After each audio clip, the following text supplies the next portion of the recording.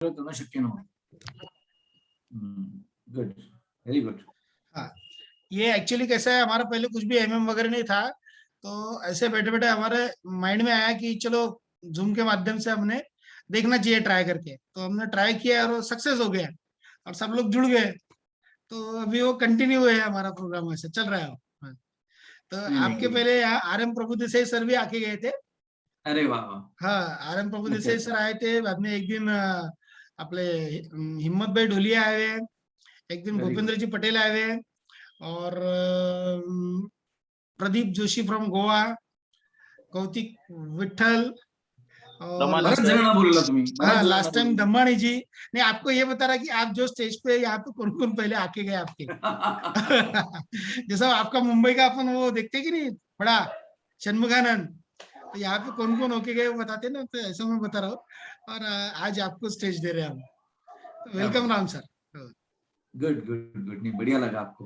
आणि चांगलं आहे तुम्ही सुरेंद्र सर, तुम्ही सगळ्यांसाठी करता आहात, सगळ्यांचं एज्युकेशन लेवल वाढवण्यासाठी किंवा सगळ्यांचा बिझनेस अपग्रेड करण्यासाठी. इज रिअली गुड, अप्रिसिएशन आहे, खरंच चांगलं आहे. तर मी माझं स्टार्ट करतो. मला 5-6 प्रश्न त्यांनी दिलेले आहेत. एनिवे, माझ्याबद्दल थोडक्यात सांगतो. 1988 ची माझी एजन्सी आहे. Basically I am a mechanical engineer. So माझं राम सर, मैंने सबको म्यूट किया है, कुछ लोगों का थोड़ा सा आवाज आता है कि नहीं, तो आप आपको अनम्यूट कर लो वहां से, तो फिर बात करो। ओके. तर माझं नेटिव्ह प्लेस जळगाव आहे, खानदेश आहे. ओके. मी पुण्यात आलो 1989 ला, आणि मग 89 पासून पुण्यातच आहे. ऍक्च्युली बेसिकली मेकॅनिकल इंजिनियर असल्यामुळे मी जॉब करत होतो. तर 1989 to 2011, 21 years I work for Four Marshall. I was there 21 years. So I look after boiler design, drawing, IBR, approval, मी सगळं बघत होतो. आणि 2006 ला मी इन्स्टिट्यूट ऑफ एक्सलन्सशी आयओशी जोडला गेलो. एजन्सी घेतली. 96 ला डीएम क्लब मेंबर झालो, 2001 ला चेअरमन क्लब मेंबर झालो, 2006 ला आयओई ला कनेक्ट झालो, आणि 2006 पासून मग एमडीआयटी करायला स्टार्ट केलं. म्हणजे अमित भाईंनी माझा त्यावेळेला बेसिक कोर्स घेतला होता. मग 2006 ते 2011, त्यात 10 आणि 11 मी डबल एमडीआयटी केलं, आणि 11ला डिसिजन घेतला की आता फुल टाइम उतरावं, कारण की मुकेश भाई, दीपक भाई सगळ्यांचं अग्रेसिव्हली म्हणणं होतं की तू फुल टाइम कर. पण कसं असतं, जोपर्यंत आतून कॉन्फिडन्स येत नाही तोपर्यंत आपल्याला ते करता येत नाही. तर मग 2011ला मी डिसिजन घेतला की आता जॉब सोडायचा. ऑगस्ट 2011, बरोबर 10 वर्ष कंप्लीट झाली. आणि 2012 पासून माझा बिझनेस मी 3 टाइम्स केला. कारण असं व्हायला नको की फुल टाइम केला आणि बिझनेस तोच राहिला, असं होता कधी कामा नये. तर 2012 पासून माझं सीओटी स्टार्ट केलं. माझं सीओटी पण व्हायला लागलं आणि माझं कॉर्पोरेट क्लब पण स्टार्ट झालं. 2019 माझे 5 एमडीआयटी मी कम्प्लीट केले होते. लास्ट इयर 2020 मी माझं टीओटी कम्प्लीट केलं. माझ्याकडे सीएलआय पण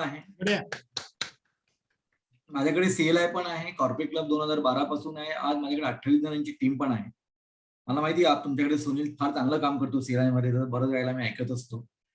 सो ती पण एक टीम आहे. त्याच्यामध्ये 4 एमडीआयटी आतापर्यंत झालेले आहेत. दरवर्षी 2 एमडीआयटी होत असतात. यावर्षी ऑलरेडी एक एमडीआयटी, एखादा एमडीआयटी पण कम्प्लीट झालेला आहे, आणि 4 जण लाईनीमध्ये आहेत. तर यावर्षी माझं टार्गेट आहे सीएलआय मध्ये पण 5 एमडीआयटी कम्प्लीट करायचं. तर ते पण एक चांगला रोल आहे. प्लॅटिनम ब्रिगेडशिपला आहे. माझं हे जे मी बसलेलो आहे, माझं 1100 स्क्वेअर फीटचं ऑफिस आहे. 9 जणांची टीम आहे, आणि around 3000 plus total client base. So आता मी फक्त एलआयसी करत नाही, मी सगळं करतो. माझा मोठा मुलगा रोहित नायर, इथं BTech mechanical, MBA marketing finance, तो मला 3 वर्षापूर्वी जॉईन झाला माझ्या बिझनेसला. तर आता आम्ही मोतीलाल ओसवालशी असोसिएशन केलेलं आहे. आम्ही आता शेअर मार्केट करतो, इक्विटी करतो, पीएमएस करतो, वेल्थ क्रिएशन करतो, मेडिक्लेम करतो, आणि लाईफ इन्शुरन्स करतो. कस्टमरला काय हवं ते सगळं माझ्याकडे आहे. हाऊसिंग लोन सोडलं तर आम्ही सगळं एका अंडर वन रूफ सगळं देतो. कारण काय, आत्ताचा जो काळ आहे ना सर, तो मॉलचा काळ आहे, किराणा दुकानाचा काळ नाही, की मी एक फक्त एलआयसी करतो असं म्हणून नाही चालत. तर क्लायंटची जी डिमांड असते, क्लायंटला जे हवं असतं ते आपण देतो. As a financial coach, as a financial प्लॅनरचं आम्ही काम करतो. त्याच्याशी डिस्कस करताना त्याची नीड काय आहे. कदाचित त्याचा इन्शुरन्स पूर्ण आहे, मग त्याला इन्शुरन्सची गरज नाही. मग त्याला जर म्युच्युअल फंड करायचे, एसआयपी करायचे, वन टाइम पैसे एसडब्ल्यूपी मध्ये टाकायचे, इक्विटीमध्ये टाकायचे, त्याची काय रिक्वायरमेंट आहे ही आम्ही बघतो आणि त्या रिक्वायरमेंट प्रमाणे आम्ही कस्टमरला सजेशन करतो. कारण एलआयसी एजंट म्हटलं की मग त्याला फक्त आनंद आणि उमंगच दिसणार, असं होता कामा नये. आता तुम्हाला सगळ्यांना सांगतो, तुम्हाला अपग्रेड व्हायची गरज आहे. याच्यातनं जर कोणी फक्त एलआयसी करत असेल तर मी तुम्हाला सगळ्यांना रिक्वेस्ट करतो, या प्लॅटफॉर्मला प्लीज सगळ्या गोष्टी करा, पण राम फोकस सर, तो ये एलआयसी अपन का. ने पहले जो स्पीकर सुने अपन ने भरत पारिक वगैरह, तो इनका बोलना ये रहता था कि भाई मैं सिर्फ एलआईसी करता हूँ करके. करेक्ट आहे ना. सी कसं असतं ना, मार्केटिंग मध्ये अपग्रेडेशन चालू आहे. आता आपण ज्या प्लॅटफॉर्मला आहोत इथनं पण मार्केटिंग होतं, कधी कोणाला कल्पना होती का? नाही. You should update. एकदा ते कॉपी पेस्ट करू नका की राजेश सातोरकर सांगतो मी फक्त एलआयसी एजंट आहे, त्याला चालेल, त्याचा क्लायंट वेगळा आहे, त्याचा ब्रँड वेगळा आहे, म्हणून मी तो कॉपी करायचा असं होत नाही कधीच. आता काळाची गरज काय आहे? काळाची गरज अशी की त्या माणसाला सगळ्या गोष्टीची गरज. आज बघितलं 55,000 क्रॉस झाले शेअर मार्केट. अशा सिच्युएशन मध्ये लोकांना म्युच्युअल फंड दिसतो, लोकांना शेअर मार्केटचा पैसा दिसतो. तिथं आपण एलआयसी म्हणायला गेलो तो ऐकत नाही. आता तुमच्याकडे अमरावती बुलढाण्यात काय काय पर्सेंटेज आहे इन्शुरन्स आणि share market, I relief don't know, पण पुण्यामध्ये आणि मुंबईमध्ये तर लोक अग्रेसिव्ह, त्यांना इन्शुरन्स पेक्षा इक्विटीमध्ये पैसा जास्त दिसतो. तर आपलं सगळं देता आलं, कारण आपण जर नाही दिलं तर एखादा सीएफपी एजंट येणार, तो सांगणार एलआयसी सगळं कॅन्सल कर आणि इक्विटीमध्ये टाक. चालेल का आपल्याला? नाही. पण जर आपणच सगळं करत असू तर आपण त्याला सगळ्या बास्केटमध्ये टाकायला लावणार. आपण त्याला डायव्हर्सिफिकेशन शिकवणार आहोत की डायव्हर्सिफिकेशन कसं करायचं. त्याच्यामुळे तो क्लायंट आपल्याला सोडून जात नाही, तो आपल्याकडेच राहतो. हा सगळ्यात मोठा प्लस पॉईंट. तर हे माझं वैयक्तिक मत आहे, तुम्ही घ्या नका घ्या, तुमच्यावर प्रश्न डिपेंडेंट आहे. पण एक लक्षात ठेवा, हे सगळ्या गोष्टी करताना तुमचं स्वतःचं ऑफिस, स्टाफ, या सगळ्या गोष्टी मस्ट आहे. तुम्ही जर रॅम्बो सारखं काम करत असाल, शटर पण तुम्ही ओपन करणार, फाईल पण तुम्हीच करणार, एलआयसी पण तुम्ही जाणार, रांगेत पण उभं राहणार, तसं असेल तर काहीच करू नका. मग एलआयसी करेक्ट आहे.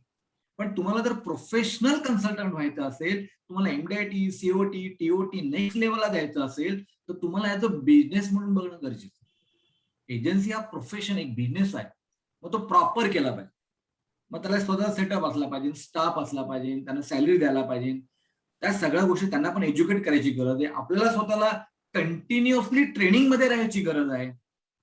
एक नॉलेज मिळालं, एलआयसीचा एखादा प्लॅन कळाला आणि आपण काम करत असेल तर रॉंग आहे. आज मी इन्स्टिट्यूट ऑफ एक्सलन्सचा ट्रेनिंग घेतो, गोपीनाथ सरांचं ट्रेनिंग घेतो, काझिमचं मध्ये मी मागच्या लॉकडाऊनच्या याला काझिमचं मी ट्रेनिंग अटेंड केलं होतं. मध्ये मी कंटिन्युअसली 3 बॅच दीपक दाभोळे यांचं केलं आहे. सुनील होता त्या बॅचला, दीपक दाभोळे यांचं मी ट्रेनिंग घेतलं. प्रत्येक वेळेला तुम्हाला अपग्रेडेशनची गरज आहे. कारण की बाजारात का रंजन नगरकट्टे, रंजनचे तर मी कोर्स कंटिन्युअसली करत असतो. मला माहिती नाही असं नाही, पण बऱ्याचशा गोष्टी आपल्याला कळत नाही काय चाललंय, नक्की मार्केटचा ट्रेंड काय आहे, नक्की जे मोठे मोठे एजंट आहे नक्की काय विकताय काय. आता तुम्ही दीप पाटीलला जर ऐकलं असेल, तो डबल टीओटी करतो 3 वर्षापासून. त्याचा मेन बिझनेस काय? Tax consultancy. टॅक्स कन्सल्टन्सी करता करता तो काय करतो? म्युच्युअल फंडात टाकतो पैसे. म्युच्युअल फंडात टाकल्यानंतर डेट म्हणून तो इन्शुरन्स सांगतो. तर 3 बिझनेसचा कॉन्स्टंटली तो असं एलआयसी एजंट म्हणून कधीच काम करत नाही. तर मी तुम्हाला एक सांगेल की येस, जर तुम्हाला नेक्स्ट लेवलला द्यायचं असेल तर सगळ्या गोष्टी कराव्या लागेल, पण स्वतः नाही.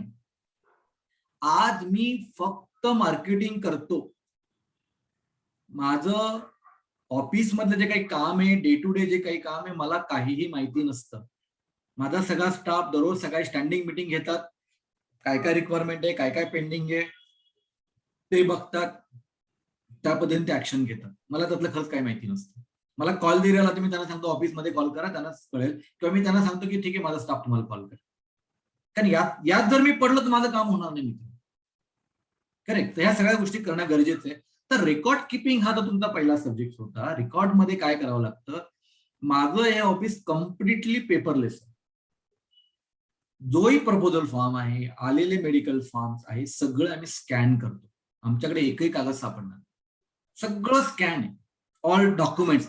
किंबहुना कोणाला लोन हवं आहे स्कॅन करतो, मॅच्युरिटी स्कॅन करून ठेवलेली असते, ओरिजिनल पॉलिसी बॉन्ड क्लायंटला देण्यापूर्वी आम्ही स्कॅन करून ठेवलेला असतो. आणि याचा आम्हाला प्रचंड फायदा झालेला. बऱ्याच वेळेला पॉलिसीमध्ये करेक्शन आले, एलआयसीने ऑब्जेक्शन घेतलं नाही, तुमच्याकडनं करेक्शन झाले, आम्ही इमिजिएटली स्कॅन कॉपी त्यांना दाखवलेली. बऱ्याच ठिकाणी फायदा झाला. एका वेळेला कम्प्लीट डॉक्युमेंट गाळा झालं ब्रँच मध्ये, आमच्याकडे सगळं स्कॅन होतं. आम्ही सगळं स्कॅन कॉपी काढून त्यांना सबमिट केलं, ती पॉलिसी कम्प्लीट झाली. तर पेपरलेस ती गरज आहे. एक चांगला स्कॅनर घ्या, चांगला कॉम्प्युटर घ्या, सगळ्या गोष्टी स्कॅन करा. म्हणून म्हटलं तुम्हाला स्टाफची गरज आहे, तुम्ही एकटं नाही करू शकता या गोष्टी. तर हे सगळं पेपरलेस जर ठेवलं, सगळं स्कॅन केलं, तर सगळं रेकॉर्ड किपिंग तुमचा सेफ राहणार. कुठलीही गोष्ट हवी असेल, आता मला एखाद्या क्लायंटला पॉलिसी नवीन द्यायची, पुन्हा त्याला मी पॅन कार्ड आधार कार्ड नाही मागणार ना. त्याला मी काय सांगणार, सर माझ्याकडे सगळं डॉक्युमेंट आहे, माझा असिस्टंट येणार, प्रपोजल फॉर्म केवायसी लिहून तुम्ही सगळं साईन करून द्या मला. त्याला परत शोधायची गरज नाही पडत. किंवा 2-3 वर्षापूर्वी पॉलिसी काढली असेल तर तो फॉर्म 16 जो मला लेटेस्ट लागतो, तो घेऊन जो नवीन जो फॉर्म 16 नाही किंवा 8 तेवढं मी त्याकडनं घेत असतो. तर या सगळ्या गोष्टींचा फायदा आपल्याला होत असतो. तुम्हाला कल्पना आहे, जेव्हा आपण 50,000च्या वरती चेक भरतो, पुन्हा पुन्हा पॅन कार्ड आपल्याला लागत असतं. पुन्हा पुन्हा क्लायंटला तुम्ही पॅन कार्ड मागणार आहात का? नाही, ते आपल्याकडे असतं. आपल्याला एखादा रिफंड द्यायचा क्लायंटला, पुन्हा LIC चेक मागते, तुम्ही पुन्हा चेकसाठी डिमांड करणार का? नाही, तो आपल्याकडे स्कॅन असतो, त्याची कॉपी काढली, लावली, त्याला BOC रिफंड मिळतो. राम सर, एक थोड़ा सा ब्रेक करूंगा आपको. नाही, नक्की ब्रेक करा. तुम्हाला कुठेही शंका आली, प्लीज मला थांबवा. रिकॉर्ड कीपिंग मतलब मेरा ये था कि जैसे आप कोई क्लाइंट को आज मिले, फिर उसका रिकॉर्ड किस तरह से कीप करते हैं आप? जनरली मैंने पर्टिकुलर मेरा प्रॉब्लम बताता हूँ कि कोई आदमी अगर 10-15 दिन या महीना भर में पॉलिसी देने वाला है तो उसका कहीं ना कहीं रिकॉर्ड रहता है, और जो महीना भर के बाद में है तो उसका कहीं पे भी कुछ भी रिकॉर्ड नहीं है. तो ओके, त्या पॉइंटला मी आता येणारच होतो. मी अगोदर सांगत होतो सर्व्हिसिंग पॉइंट ऑफ व्ह्यू. आता प्रॉस्पेक्टिंग पॉइंट ऑफ व्ह्यू मी माझं काय केलंय, एक्सेल लिस्ट बनवतो. अच्छा, माझ्याकडे एक्सेल लिस्ट बनवली. सपोज मी आज सुनीलला भेटलो, मग रिमार्क एक कॉलम आहे, त्यात मी लिहिलेलं असतं मी सुनीलला भेटलो, पहिली माझी व्हिजिट झालेली, माझ्या ह्या गोष्टी, म्हणजे लाईक आपण केस पेपर कसा तयार करतो, डॉक्टर कसा केस पेपर तयार करतो तुमचा, तसं माझा मी एक्सेल शीट मध्ये सगळं लिहून टाकतो की सुनीलची माझी ही चर्चा झालेली आहे आणि नेक्स्ट मीटिंग माझी अमुक अमुक तारखेला होणार आहे आणि त्याच्यामध्ये कस्टमरनी ह्या गोष्टी डिमांड केल्या, कारण आपण विसरून जाणार आहोत सगळ्या गोष्टी. त्याच्यानंतर आपण गुगल कॅलेंडर आहे, मग गुगल सोबत मला सुनीलने सांगितलं की सर मला तुम्ही 17 तारखेला आपण कॉल करूया, 17 तारखेला भेटूया. मी गुगल कॅलेंडर मध्ये 17 तारीख मेन्शन करून ठेवलेली सुनीलला भेटायचं. आणि मग मी काय करतो, सुनीलला भेटायच्या अगोदर 16 तारखेला किंवा 17 तारखेला early in the morning me study करतो की आपण अगोदर काय काय बोललो आहोत, त्यांची काय डिमांड होती, आपण या सगळ्या गोष्टी प्रिपेअर केलेल्या आहेत का, येस, आणि मग त्याच्याकडे जात असतो. और ये सब रिकॉर्ड आप खुद रखते? तो सेल्सचा पार्ट आहे ना, तो माझ्या असिस्टंटला देऊन काय फायदा. मी सुनीलशी काय बोललो हे मला आणि सुनीललाच माहिती ना. मी माझ्या स्टाफला सांगणार, ती लिहिणार, गरज नाही ना. मला सगळं येतं, बिईंग अ इंजिनियर मला कॉम्प्युटरचं सगळं नॉलेज आहे ना. तर मी एक्सेलला जाणार, मीच फीड करणार, मला माहिती, मला काय काय मी डिस्कशन केलं. तर तुम्ही काय करा, ऍज अ केस पेपर सारखं लिहून काढा किंवा एक रजिस्टर मेंटेन करा, किंवा तुम्हाला वर्ड, एक्सेल, पॉवर पॉईंट वापरता येत असेल तर सरळ एक्सेल मध्ये फीड करा. ते सगळ्यात बेस्ट. डे वाईज करा. म्हणजे काय करा, एक फोल्डर करा, मीटिंग सपोज ऑगस्ट आहे, ऑगस्ट 2021, मग डेट वाईज करा. आता सपोज सुनीलला मी 10 तारखेला भेटलोय, मग ऑगस्ट महिन्यामध्ये 10 तारखेला त्याची फाईल ओपन करा की चला आज मध्ये हे डिस्कशन झालेलं, पुढच्या वेळेला ते मला सोपं जातं. किंवा तो जर म्हटला राम नाही 3-4 महिने जाऊ दे, आपण दिवाळी नंतरच भेटूया, नो प्रॉब्लेम, तिथं मेन्शन करा आफ्टर दिवाळी, पण ते गुगल मीटला टाकून ठेवा, गुगल कॅलेंडरला, की आपण दिवाळीला त्याला आपण रिमाइंड करणार. याच्याने काय होतं, बरेचसे कॉल जे आपण विसरतो ना ते विसरणार, रेकॉर्ड मध्ये राहणार, आणि दिवाळीला 4 महिन्यानंतर माझी सुनीलची पहिली मीटिंग मलाही आठवणार. पण मी जर सुनीलला भेटताना सांगितलं, सुनील आपली मीटिंग या तारखेला झाली होती, आपले हे 4 पॉईंट डिस्कस झाले होते आणि आपण या गोष्टीवर आता बोलणार होतो, तर क्लायंटला पण लक्षात येतं की येस रामने सगळं व्यवस्थित ठेवलेलं रेकॉर्ड. तर हे रेकॉर्डच्या संदर्भात तुम्हाला करणं गरजेचं आहे. जसं सर्व्हिसिंगच्या बाबतीत आपण करत आहोत, तसं आपल्याला नवीन प्रॉस्पेक्टच्या बाबतीत पण as a case paper type तुम्हाला या सगळ्या गोष्टी लिहून काढावं लागेल रजिस्टरमध्ये, किंवा तुम्ही जर कॉम्प्युटर तुम्हाला व्यवस्थित वापरता येत असेल तर तुम्हाला वर्ड, एक्सेल मध्ये लिहून घ्यावं. यात काही शंका आहे कोणाला रेकॉर्ड किपिंग मध्ये अजून?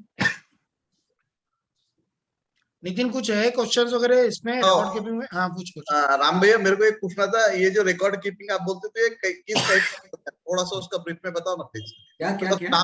स्टाफ भी आपका जैसा स्कैनिंग करके रखता, तो ये अपन अपना हार्ड डिस्क में वगैरह रखते क्या पूरा सेव करके? करेक्ट. आमचं कसं असतं ना की माझ्याकडे एक सर्व्हर पीसी आहे आणि 6 नोड पीसी, त्याला सगळे कनेक्टेड, म्हणजे व्हीएम प्रो सॉफ्टवेअर जे घेतलेलं आहे ते सगळ्या पीसींना, ऑल पीसीसला, ते कनेक्टेड सर्व्हरला आहे. एक जो कॉम्प्युटर आहे तो डेडिकेटेडली स्कॅनरला कनेक्टेड आहे, त्याच्यावर कोणीच काही काम करत, तो फक्त स्कॅनिंग साठीच आहे. तिथे जो असिस्टंट आहे त्याला फक्त स्कॅनिंगच काम आहे. मग ते मॅच्युरिटीचे पेपर असू दे, एसबीचे असू दे, जे काय असेल ते पण आम्ही व्यवस्थित फोल्डर करतो. ऑगस्ट 2021 टीपीए पेपर, मग टीपीए मध्ये जाणार, new proposal, policy bond, loan, असे व्यवस्थित फोल्डर केलेले असतात. म्हणजे जर मला काही लागलं, एखादं डॉक्युमेंट गहाळ झालं, तर पर्टिक्युलरली ते फोल्डर ओपन करून ती कॉपी आपल्याला देता येते. तर व्यवस्थित year wise, date wise, client name wise जर तुम्ही ते सेव्ह केलं, तुम्हाला शोधायलाही सोपं जातं. आणि आम्ही every 15 days external hard disk मध्ये पण बॅकअप घेत असतो. उद्या एखादं डॉक्युमेंट लागलं आणि ते आपल्याकडे गहाळ झालं किंवा सिस्टीम एरर आला, काही प्रॉब्लेम झाला, तर आपल्याकडे ते रेकॉर्ड असलं पाहिजे. तर ते सगळं स्टाफचं काम आहे शेवटी. आमच्याकडे एक मॅडम डेडिकेटेड आहे, ते सगळं ती करते. एव्हरी 15 डेज हार्ड डिस्क मध्ये कॉपी करते. तर सगळा डेटा आमच्याकडे अप टू डेट असतो. आपके पास स्टॉप कितने हैं? 9 लोकांची टीम आहे माझ्याकडे, इन्क्लुडिंग अच्छा. ड्रायव्हर. 9 लोक आहेत. बहुत बढ़िया. अच्छा. ठीक आहे. और आता नेक्स्ट. दुसरा जो पॉइंट आहे तो आहे प्रॉस्पेक्टिंग. हम्म. तर प्रॉस्पेक्टिंग म्हणजे आपलं रॉ मटेरियल. ज्या एजंटकडे प्रॉस्पेक्टिंग नसेल तो कामच करू शकतो. Is very important thing prospecting. आणि प्रॉस्पेक्टिंग साठी तुम्हाला माहिती आहे बऱ्याचशा गोष्टी आजच्या डेटला. म्हणजे सगळ्यात इम्पॉर्टंट प्रॉस्पेक्टिंग करताना ज्याला 5-10 वर्ष एजन्सीला झाला आहे त्याला प्रॉस्पेक्टिंग हा प्रश्न यायलाच नको. कारण त्यावेळेला तुम्ही ज्या पॉलिसी दिली 5 वर्षापूर्वी, 6 वर्षापूर्वी, त्या क्लायंटशी तुम्ही मीटिंग घेऊ शकता, त्याच्याशी बोलू शकता. त्याशी कसं बोलायचं? तुम्ही जर भरत पारेखच्या जुन्या ऑडिओ सीडी ऐकल्या असेल तर तो तेच सांगायचं की आपण त्याचं रिव्ह्यू घ्यायला मीटिंग करतो. कस्टमरला सांगायचं जसं बाबा तू मेडिकल चेकअप करतो तसं तुझं फायनान्शियल चेकअप होणं फार गरजेचं. तुझी मेडिक्लेम किती आहे, तुझा म्युच्युअल फंडचा पोर्टफोलिओ कसा आहे, तुझं लाईफ इन्शुरन्स कसा आहे, तुझा कॅश फ्लो कसा आहे, गॅप काय आहे का, या सगळ्या गोष्टी जेव्हा आपण कस्टमरशी डिस्कस करतो 2-3 गोष्टी निघून येतात. एक तर त्याचा मेडिक्लेम नसतो, कंपनी चेंज केलेली असते, बिझनेस स्टार्ट केलेला असतो, एसआयपी ची रिक्वायरमेंट असते, रिडम्पशन करायचं असतं, लोन घ्यायचं असतं, बऱ्याचशा गोष्टी निघतात जे आपल्यासाठी फार मोठं काम असतं. काही वेळेला काहीच निघत नाही, पण काही वेळेला कमिटमेंट निघते की ठीक आहे आता हे होऊ दे, हे आता मॅच्युरिटी आली ना मला कळव, आपण आता काहीतरी रिसायकल करूया. म्हणजे आपल्याला जो ओल्ड डेटा आहे, ओल्ड कस्टमर आहे, त्याच्यातनं भरपूर मोठं प्रॉस्पेक्टिंग तयार होत असतं. आपलं काम काय आहे? त्याचं सगळं रेकॉर्ड किपिंग प्रॉपर ठेवणं, त्याचा कॅश फ्लो चार्ट जनरेट करणं, ती फाईल कॅरी करणं आणि त्याला जाऊन भेटणं आणि त्याला ते हँडओव्हर करणं. जर तुमच्याकडे म्युच्युअल फंड असेल तर तो तुम्ही डेटा घेऊ शकता, तुमच्याकडे मेडिक्लेम असेल तर तुमच्याकडे डेटा असतो, लाईफ इन्शुरन्स म्हणजे व्हीएमप्रो मध्ये तुम्ही कॅश फ्लो चार्ट घेऊन जाऊ शकता. या सगळ्या गोष्टी तुमच्याकडे रेडी असतात. कस्टमर जाऊन बसून त्या गोष्टी डिस्कस करायच्या. हा सगळ्यात चांगला पार्ट आहे आजच्या डेटला प्रॉस्पेक्टिंगचा. अदरवाईज तुम्हाला माहिती आहे आपण स्टॉल ऍक्टिव्हिटी करतो, पण आजच्या डेटला तर कोरोनाच्या काळात तर सगळ्या कंपन्या बंद आहेत, तुम्ही करत नाही. म्हणजे मी कधी केलेलं नाहीये स्टॉल ऍक्टिव्हिटी, मी तुम्हाला सांगतो. किंवा तुम्ही जसं आता आपली खैरू जी एजंट आहे गोव्याची, ती मॅक्झिमम जे एक्झिबिशन भरतं त्याच्यात ती स्टॉल लावते.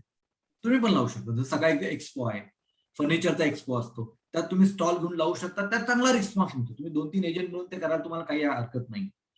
Third thing BNI. आता बीएनआय सगळीकडे पोहोचलंय, मला माहिती नाही अमरावती, बुलढाणा आहे का सुनील बीएनआय? नहीं, इधर नहीं आया अभी. नहीं. नागपुर तक क्या आया है? फार चांगलं प्लॅटफॉर्म आहे, फारच चांगलं प्लॅटफॉर्म आहे बिझनेस नेटवर्कचा. त्याच्यामध्ये सगळे बिझनेस ओनर एकत्र येतात, एकामेकांना लीड देतात, एकामेकांना बिझनेसला मदत करतात. त्याच्यातनं फार चांगला बिझनेस कनेक्ट मिळतो. फोर्थ आहे सॅटर्डे क्लब. सॅटर्डे क्लब तर आलाय तुमच्याकडे आय थिंक? नहीं नाही अजून. सॅटर्डे क्लब आलेला नाहीये. नहीं, क्या कंसेप्ट है ये? Saturday club similar to BNI सारखंच आहे. त्याच्यात अच्छा. पण सगळे बिझनेसमॅन एकत्र येऊन एकामेकांना बिझनेस साठी हेल्प करतात. त्याच्यानंतर लायन्स क्लब आहे, रोटरी क्लब आहे, नेटवर्किंग बरेचसे ग्रुप्स आहेत. त्याच्यात तुम्हाला जॉईन व्हायचंय. त्याच्यात जॉईन झाल्यानंतर ओळख वाढवल्यानंतर ऑटोमॅटिकली तुम्हाला बिझनेस मिळतो. सी आपलं काम काय माहितीये का? आपलं काम लोकांमध्ये मिक्स होणं. जितक्या मॅक्झिमम ग्रुपमध्ये तुम्ही जाल, जितकी तुमची ओळख वाढेल, तुम्हाला बिझनेस ऑटोमॅटिक मिळतो. तुमच्या घरामध्ये बसून, ऑफिसमध्ये बसून कधीच तुमची प्रॉस्पेक्टिंग होणार नाहीये. आणि तुम्हाला मग फ्रस्ट्रेशन येतं. अरे 10 कॉल आहे, 10ची 10 कॉल नाही म्हणतो, आता मी उद्या काय करू? कारण आपल्याकडे डेटा कमी आहे. पण तुमच्याकडे असे 9-10 वेगवेगळे सोर्स असेल प्रॉस्पेक्टिंगचे, तर तुमच्याकडे कंटिन्युएशन मध्ये प्रॉस्पेक्टिंग मिळतच आहे. आणि सगळ्यात बेस्ट सोर्स आपले ओल्ड क्लायंट्स. किंवा तुम्ही जेव्हा ओल्ड क्लायंटकडे जातात, जेव्हा तुम्ही त्याला कॅश फ्लो चार्ट एक्सप्लेन केला, सगळी माहिती दिली, त्यावेळेला त्याच्याकडे रेफरल घ्या. त्याला सांगा, सर तुम्हाला कसं वाटलं, आपण सगळं प्लॅनिंग केलेलं बेस्ट आहे, तुम्हाला आवडली आमची सर्व्हिस, सर मला 3 रेफरल द्या तुम्ही. असे एन नंबर ऑफ वेज आहे प्रॉस्पेक्टिंग. हम भी एक इंटरप्ट करूंगा और जैसा ओल्ड क्लाइंट का आपने बोला कि नहीं, तो जब ओल्ड क्लाइंट की तरफ अपन जाने को निकलते हैं तो अपने माइंड में आता कि अरे यार ये पुराने प्रीमियम तो बराबर भर नहीं रहा, इसका जान देना आप अभी लेगा नहीं है, इसकी तो बेटी की शादी हो गई, इसका तो कंस्ट्रक्शन शुरू हो गया, तो ऐसे एन नंबर ऑफ थॉट्स आते रहते मन में, और फिर वो कहीं तो भी उसके यहाँ जाने के आदमी टाल देते, छोड़ बोलते इसको जानने बोलते, अभी अभी नहीं देखेंगे बोलते. तो ऐसा होते रहता मेरे साथ. हाँ. नाही सुरेंद्र सर, काय माहितीये का, आपण जो विचार करतो ओनली ना, टॉक सुरेंद्र सर नाही आपण. सुरेंद्र आहे, आपण जो विचार करतो ना, त्या गोष्टी आपल्या आयुष्यात घडतात. हाँ वही हो रहा है मेरे साथ. आपल्याला पॉझिटिव्ह विचार करायचा. See, अच्छा. बऱ्याच वेळेला क्लायंट प्रीमियम का भरत नाही, इज नॉट सिरियस. तुम्ही कधीतरी पॉलिसी काढली, ती का काढली, कशासाठी काढली, काय मिळणार हे विसरून गेलेला आहे क्लायंट. त्याच्यामुळे त्याला अशी शिक्षा वाटते प्रीमियम मध्ये. तुम्ही त्याला जाऊन बसलात, गप्पा मारल्या, डिस्कस केलं, बऱ्याच वेळेला तुम्हाला कॉल येतो, I want to surrender the plan. त्याला म्हणायचं ठीक आहे, सरेंडर करायचं ना, मी तुला येऊन भेटतो. डायरेक्ट फोनवर त्याला काही गाईड करू नका. त्याचा कॅश फ्लो चार्ट न्या, त्याला एक्सप्लेन करा आपण काय काढलेलं, कुठली पॉलिसी काढली, त्याचे बेनिफिट्स काय, हे त्याला एक्सप्लेन केलं ना, 10 पैकी 9 केसेस मध्ये लोक सरेंडर करत नाही. सिमिलरली ओल्ड क्लायंटला भेटताना हे जे थॉट्स येतात ना, इग्नोर करा. जाऊन ठीक आहे, लग्न झालंय, ठीक आहे, काय प्रॉब्लेम आहे, आपल्याला भेटायला काय प्रॉब्लेम आहे, आपल्याला कॅश फ्लो चार्ट एक्सप्लेन करायचा. सी, ह्या गोष्टीतनं बिझनेस जनरेट होईल, पहिल्यांदा डोक्यातनं काढून टाका. या गोष्टीतनं तुम्ही बिझी व्हाल, तुम्ही 4 लोकांना भेटाल, घराच्या बाहेर पडणार, एखादा छोटा कॉल होणार, किंवा मेडिक्लेम तरी विकल्या जाणार, एसआयपी विकल्या जाणार, कमीत कमी एखादा रेफरल तरी घेऊन येणार, काहीतरी ऍक्टिव्हिटी घडते की नाही. पण घरात बसून त्या गोष्टी होणार नाही. त्यासाठी तुम्हाला घराच्या बाहेर पडणं प्रॉस्पेक्टिंगसाठी अत्यंत गरजेचं आहे, आणि ते केलंच पाहिजे. त्याच्याशिवाय तुमचा बिझनेस वाढणार नाही. हा सगळ्यात इम्पॉर्टंट प्रकार आहे. तुम्ही जाऊन भेटा, तुम्ही एक रिव्ह्यू मीटिंग तर घेऊन बघा ना, 10-15 रिव्ह्यू मीटिंग, तुमच्या लक्षात येईल किती मजा येते या ठिकाणी. तर ह्या गोष्टी तुम्हाला करायच्या आहेत. थर्ड होतं रिलेशनशिप बिल्डिंग ऍक्टिव्हिटी. रिलेशनशिप मध्ये जेव्हाही तुमचा क्लायंट होतो, क्लायंट झाला म्हणजे टाटा बाय बाय न करता त्याच्याशी बीन टच मध्ये राहा. सगळ्यात महत्वाचं काय, बर्थडे. तुम्ही जरा बर्थडेला कॉल केला, बर्थडेला ग्रीटिंग दिलं, मोठा क्लायंट असेल, स्वतः गेलं बुके घेऊन किंवा स्वतः केक घेऊन गेले, फार मोठा इम्पॅक्ट होतो. याच्यामुळे काय होतं, तुम्ही त्याच्याशी कनेक्ट होता. त्या मुलाचं लग्न असू दे, मुलीचं लग्न असू दे, त्याच्या घरात काही फंक्शन असू दे, जेव्हा तुम्ही त्याला जाऊन भेटतात की सर माझी गाडी आहे, माझा ड्रायव्हर आहे, तुम्हाला काय हेल्प करू, 10 पैकी 9 केसेस मध्ये त्यांना गरजच नाहीये, पण त्याला एक समाधान लागतं, येस हा माझ्या पाठीशी उभा आहे. आपण मेडिक्लेम दिलेली आहे, तो हॉस्पिटलाइज झालाय, डायरेक्टली हॉस्पिटलला जा. त्याचे मिसेस असते, नातेवाईक असतात, त्यांनाही कळतं की हा मनुष्य मेडिक्लेमचं काम करतोय, हा क्लेम त्याने मिळवून दिलाय. 1-2 रेफरल तुम्हाला तिथे जनरेट झालेले असतात. रिलेशनशिपसाठी बऱ्याचशा गोष्टी, 2 गोष्टी लागतात रिलेशनशिपसाठी. एक लागतो टाइम आणि दुसरा लागतो पैसा. नुसता टाइम देऊन फायदा नाही, पैसा द्यावाच लागतो. पैसा द्यावा लागतो म्हणजे तुम्हाला काय पैसे वाटायचे नाही. म्हणजे बर्थडेला ग्रीटिंग देणं, भेटणं, बुके देणं, केक कटिंग करणं, ह्या ज्या गोष्टी आहे याच्यामध्ये तुम्हाला मनी द्यायलाच लागणार आहे, करेक्ट की नाही. तर तुम्हाला टाइम आणि मनी हा बेस्ट पार्ट आहे रिलेशनशिप बिल्ड करण्याचा. तर तुम्हाला लोकांना भेटता आलं पाहिजे, जुन्या लोकांशी हाय हॅलो केलं पाहिजे.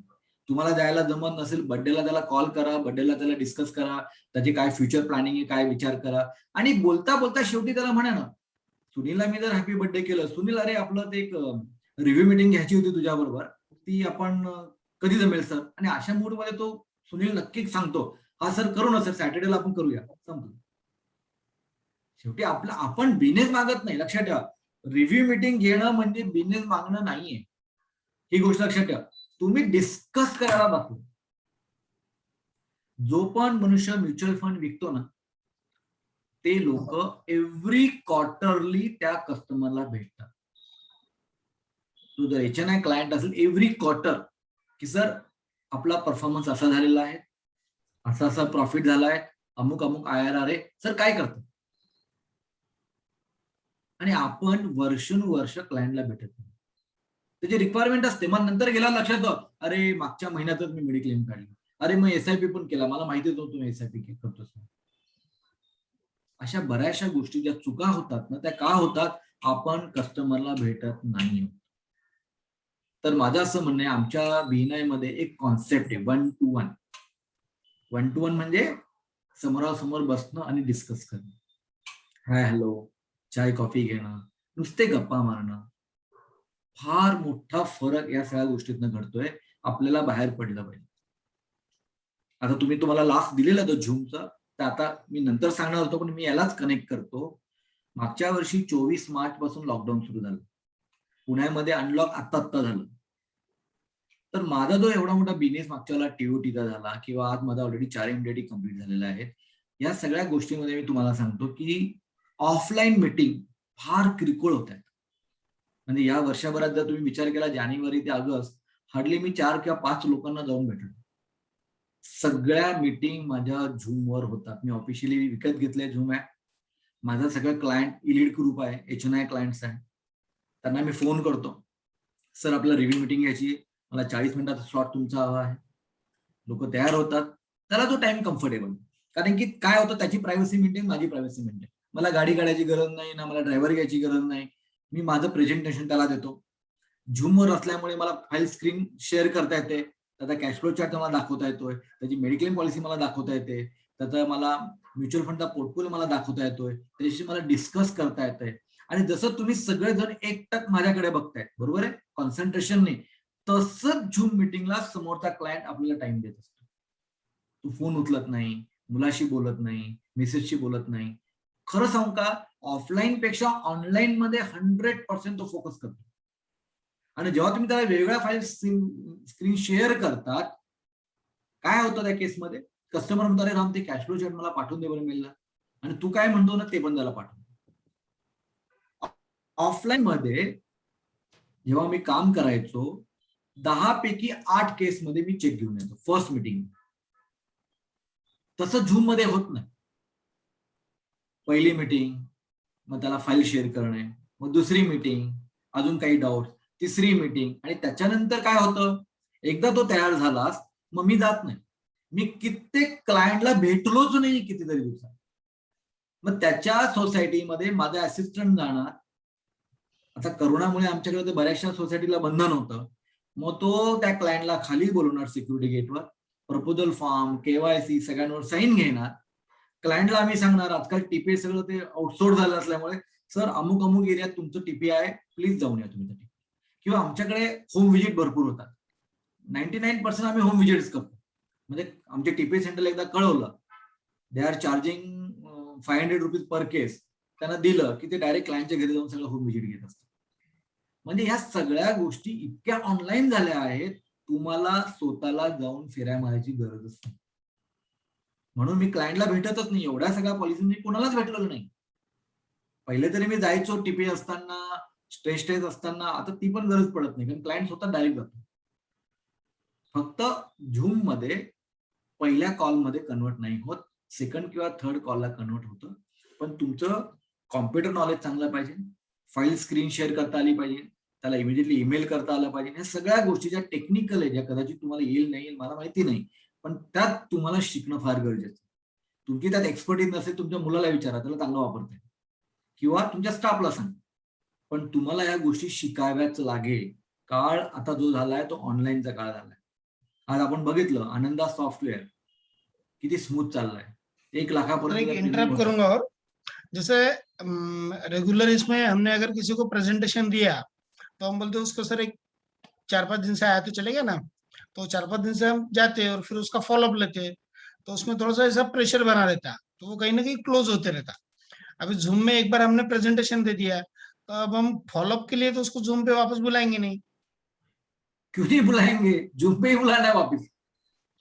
सुरेंद्र, जेव्हा तुम्ही एक पहिली झूम मीटिंग झाल्यानंतर मी त्याला फाईल शेअर केल्यानंतर मी लास्टला काय म्हणेल, सुरेंद्र आता आपण काय करू, 4 दिवसानंतर भेटूया, 3-4 दिवसानंतर. तो काय सांगतो, हो राम तू मला कॉल कर. मग मी तुम्हाला कॉल करणार. माझा कॉल तुम्ही नाही उचलला, मी तुम्हाला व्हॉट्सअप करणार. उद्या सकाळी 8ला भेटायचं आहे का संध्याकाळी 6ला भेटायचं. तो सांगतो नाही या आठवड्यात जमणार नाही, किंवा मला पुढच्या आठवड्यात जमेल, किंवा मंगळवारी जमेल. पुढचं जे काही कम्युनिकेशन आहे भेटायची गरज नाही, फोन आणि व्हॉट्सअप. मग अच्छा. तेव्हा सेकंड मिटिंग सांगेल, पुन्हा सेकंड मिटिंग मी व्हॉट्सअप याच्यावरच घेणार, झूम मिटिंगवर. अच्छा, जोपर्यंत कॉल सेकंड मिटिंगलाही वापस तेवढंच आपल्याला हे करायचं फोर्स, जेवढं फर्स्ट मिटिंगला करायचं.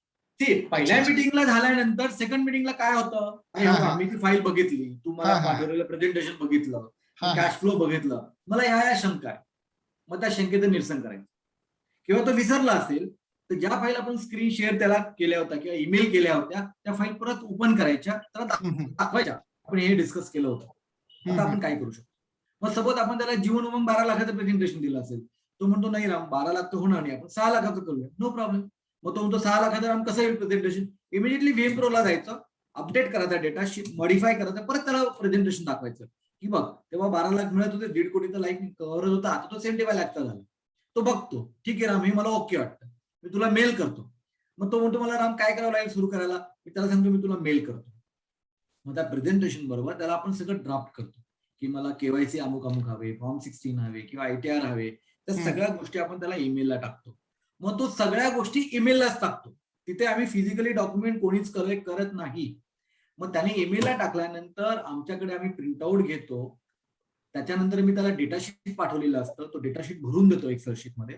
मग माझा assistant as per the datasheet त्या प्रपोजल फॉर्म पूर्ण भरतो, त्याने दिलेला केवायसी प्रिंटआउट काढून सगळ्या भरलेले असतात, आणि त्याला आम्ही बऱ्याच वेळेला पेमेंट LIC अकाउंट मध्ये करायला लावतो. आजकाल लोकांकडे पुण्यामध्ये चेकबुकच नाही, IT पब्लिककडे मेनली चेकबुकच नाही, सगळं ऑनलाईन आहे. मग त्यांना आम्ही LICचा अकाउंट नंबर देतो की तुम्ही डायरेक्टली LIC अकाउंटला पैसे ट्रान्सफर करा. आणि जेव्हा आपण LICला ट्रान्सफर करतो तेव्हा एक LICला मेल टाकायचा असतो, तो त्यांना मेल टाकायला तो CC माझ्याकडे ठेवतो मी, आणि माझ्याकडे एकदा CC आल्यानंतर ती कॉपी मग त्याची प्रिंटआउट काढून माझ्या असिस्टंटला देतो, तो LIC जाऊन दाखवतो की तुमच्या अकाउंटला पैसे आलेले आहेत, त्याचा BOC फाडणार, मग ते टिपेला जाणार. ही सगळी प्रोसिजर आहे, या सगळ्या प्रोसिजर ऑनलाईन आहे. कदाचित तुम्हाला ते कठीण वाटत असेल, तुम्ही करत नसेल म्हणून, पण आता आम्हाला इतकं बरं वाटतं, मला जर कोणी फिजिकली बोलवलं ना मला खरंच कंटाळा येतो. का बाबा इतकं दूर मला तू बोलतो, गरजच नाही ना. म्हणजे माझ्या शेजारी बाणेरला जरी असेल ना कोणी, मी त्याला म्हणतो नाही आपण मी त्याला काय सांगतो, पहिली मीटिंग आपण ऑनलाईन घेऊ. काय होतं माहिती का सुरेंद्र, तो खरंच पॉझिटिव्ह असेल तर जाण्यात पॉईंट आहे ना. मी एवढ्या दूर जाणार, माझा टाइम वेस्ट करणार, ते नको. पहिल्यांदा जात होतो कारण की तेव्हा चॉईस नव्हती, आता मला चॉईस आहे. मी पहिल्यांदा तर सुरेंद्रला ऑनलाईन, माझी पहिली मीटिंग कशी होते त्याच्यावर मी ठरवेल मी भेटणार की नाही भेटणार. जर ही नॉट पॉझिटिव्ह, मग विथ मी जाऊन मी माझा टाइम वेस्ट करायची काय गरजच नाही. पहिल्या मीटिंग मध्ये ऑफलाईन मध्ये माणूस, पुण्यातला डिस्टन्स फार लांब आहे, 2 मीटिंग मध्ये माणूस जमून जातो. एक हडपसर आहे, कात्रज आहे, कुठे कुठे फिरणार ना. पण झूम मध्ये एका दिवसात तुम्ही 4 मीटिंग घेऊ शकता. बरं टायमिंगचं बंधन नाही ना. कस्टमर काय म्हणतो, अरे राम आपण रात्री 9ला भेटायचं का, काही प्रॉब्लेम नाही सर, 9ला भेटूया. 10ला भेटायचं का, 10ला भेटूया. माझा बारामतीचा कॉल चालू आहे, US चा कॉल चालू आहे, माझं ऑस्ट्रेलियाच्या मीटिंग चालू आहे, एक माझा बहरीनमध्ये कस्टमर आहे त्याच्या मीटिंग चालू आहे. आता उलट मला सोपं झालं सेल करणं. पहिल्यांदा आउट ऑफ इंडियाच्या क्लायंटला मी विकूच शकत नव्हतो, कारण माहितीच नव्हतं. मला सांगायचे स्काईपवर आहे, आता स्काईप मला त्यावेळेला काहीच माहिती नव्हतं कसं करायचं स्काईप. पण आता एवढं सोपं झालं आहे, आउट ऑफ इंडियाच्या पॉलिसी सहज मिळतात. आता मध्ये मी जम्मूच्या क्लायंटची पॉलिसी केली, जम्मू मध्ये येतो, सोपं झालं मला, ऑनलाईन भेटलो, टाक टाक टाक केलं, डॉक्युमेंटेशन दिली, त्याने कुरिअर केलं, मी सगळं घेतलं, सबमिशन केलं, काय सोपं झालं का, असं काही कठीण राहिलेलं नाही का. एक क्लायंटची पॉलिसी केली म्हणजे त्याला मग ड्यू टू करोनामुळे LICने एक्सरे मागितला, तोपर्यंत क्लायंट चेन्नई जॉईन झाला. त्याला म्हणलं आपल्याला हे लागणार आहे, आम्ही टीपे चेन्नईला पाठवलं, चेन्नईशी त्याला कम्युनिकेशन केलं, त्याने चेन्नईमध्ये मला डॉक्युमेंट पाठवले, पॉलिसी कंप्लीट होते. एक क्लायंट US मध्ये बसली, जे काही डॉक्युमेंटेशन लागतात ती LICला ईमेल करते, मला पण मेल करते, आम्ही प्रिंटआउट करून LICला सबमिट करतो. तर LICची मानसिकता बदलली, पहिल्यासारखं नाही की मला पेपरच हवा असं नाही राहिलं. बऱ्याचशा गोष्टी स्कॅन करून जर LICला, सर एक इंटरप्ट करूंगा, एखादा NRI का सेल आप ये कीजिए ना थोड़ा सा, कि किस तरह से आपने उसका अप्रोच किया और किस तरह से क्लोज हुआ और किस तरह से कंप्लीट किया, क्योंकि बुक से NRIचे जे मी कॉल क्लोज केले ना आतापर्यंत, ते सगळे क्लायंट माझे इंडियात भेटलेले. मी अजून तर असा एकही कॉल क्लोज नाही केला की तो अमेरिकेत बसला आहे आणि मी इथं अमेरिकेत पॉलिसी विकतो, तसं नाही केलं अजून. म्हणजे आता पण माझा एक क्लायंट जो आला होता मध्ये, त्याचे वडील वारले करोनामुळे तेव्हा, तर तेव्हा त्याच्या मेडिकल प्रपोजल फॉर्म सगळं घेतलं. पण तुम्हाला कल्पना आहे की आता जो नवीन रूल आला आहे तो जोपर्यंत पुन्हा त्या कंट्रीत जात नाही, गेल्यानंतर 14 दिवस क्वारंटाईन, त्याच्यानंतर पुन्हा त्याला कोविडची टेस्ट लागते. बघा ही सगळी प्रोसिजर आहे. मग क्लायंट तिथे पोहोचल्यानंतर त्याला म्हटलं बाबा कोविडची टेस्ट मला दे, मग तू पासपोर्टचा स्टॅम्पचा पेपर मला पाठव, मग तुला कोविडचा फॉर्म भरून तू मला पाठव, मग BI क्वेश्चनरीवर मला सही करून दे. हे सगळं क्लायंट करतोय आणि क्लायंट कोरिअर नाही करत आहे. क्लायंट या सगळ्या गोष्टी मेलला टाकतो. एक मेल LIC ला जातो, एक मला येतोय, मी प्रिंटआउट करून डॉकेटला लावतो आणि जो मेल येतो त्याची कॉपी पण लावतो की मेलला आलेलं आहे आणि ती पॉलिसी होते, काही प्रॉब्लेम नाहीये. बहुत बढ़िया. म्हणून काय तुम्हाला या गोष्टी मोठं व्हायचं असेल तर शिकावं लागेल. राईट. मला ते झूम येत नाही, मला ते वर्ड येत नाही, मला एक्सेल येत नाही, मग तो VM Pro होतो, मग मला एक्सेल शीट मध्ये कसं कन्वर्ट करायचं मला माहिती नाही. या गोष्टी तुम्हाला अपग्रेड करायची गरज आहे. जोपर्यंत तुम्ही ते अपग्रेड नाही करणार ना, सेल होणार नाही. आता बुलढाण्यामध्ये तुम्ही ऑफलाईन विकू शकतात कारण करोनाचा प्रॉब्लेम नसेल, पण पुण्यामध्ये आजकाल काय झालंय ना, लोकांना इतकी सवय लागली ऑनलाईनची, लोक भेटायलाच तयार नाही. लोकांना पण असं वाटतं नाही आपण झूम मध्ये भेटू, तुम्हाला गुगल मीटची लिंक पाठव, चला आपण त्याच्यावर भेटू, नो प्रॉब्लेम. मलाही इनिशियली त्रास व्हायला लागला होता, पण एक आहे, जे पण चेंज होतात ते चांगल्यासाठी होतात. इमिडिएटली ते ऍक्सेप्ट करायचे, त्यात मास्टर की करायचे, कामाला लागायचे, काही प्रॉब्लेम नाही. दररोज माझ्या 2 झूम मीटिंग तर नक्कीच असतात, काही प्रॉब्लेम येते त्या मीटिंग. तर तुम्ही सगळेजण शिका. झूम अतिशय सोपं आहे गुगल मीट पेक्षा, मी तर म्हणेन. त्याच्यामध्ये तुम्हाला फिजिकल से तो बहुत ज्यादा इजी है. फार इझी. आज बघा तुम्ही सगळे समोर बसले, आज एक नागपूर, जालना, पुणे, बुलढाणा, कुठे शक्य होतं का? तुम्हाला आठवत असेल सकाळी 6ला उठा, 7ला तिथे पोहोचा मुंबईला, आयोच्या याला, आणि मग ते 10-11 पर्यंत करा, टाळ्या वाजा. मग नंतर तो बिचारा सुनील पळत पळत कुठली ट्रेन पकडणार चालला, तो तिकडे गेले. 2 दिवस गेले. 2 दिवसानंतर 3रा दिवस पण जातो, कारण की काय ते परत लिंक लागत नाही ना. राईट. आज तसं होतंय का हो? आज सकाळी दर बुधवारी तुमची कमिटमेंटची मीटिंग चालली. किती काम सोपं झालं, किती काम सोपं झालं. आज Right. आनंदामध्ये प्रपोजल होत आहे, किती काम सोपं झालं. आनंदात होत होतं का अगोदर, आता होत आहेत ना. माझा क्लायंट बसलेला आहे जम्मूमध्ये, मी आनंदात पॉलिसी इथे बसून करू शकतोय. मला फिजिकल काहीच डॉक्युमेंट लागत नाही त्याचे. हे तुम्ही अगोदर करू शकत नव्हते, आता करू शकताय. केवढा मोठा फायदा आहे हा. त्याची जर ऑपॉर्च्युनिटी तुम्ही नाही ग्रॅब केली तर मग तुम्हाला त्रास होईल.